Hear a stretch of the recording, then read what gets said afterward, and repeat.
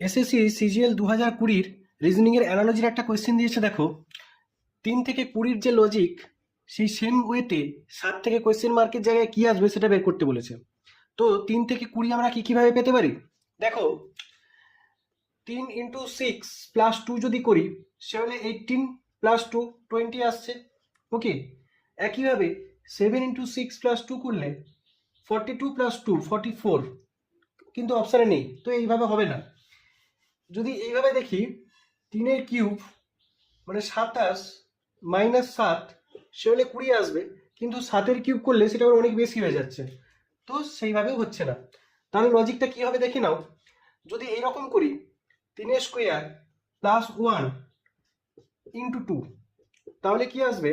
9 plus 1 into 2 মানে 10 into 2 সমান 20।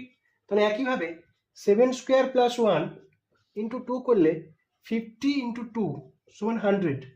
দেখো 100 অপশানে আছে, তাহলে অপশান ডি 100 হয়ে গেল এই কোয়েশ্চেনের সঠিক আনসার। ওকে।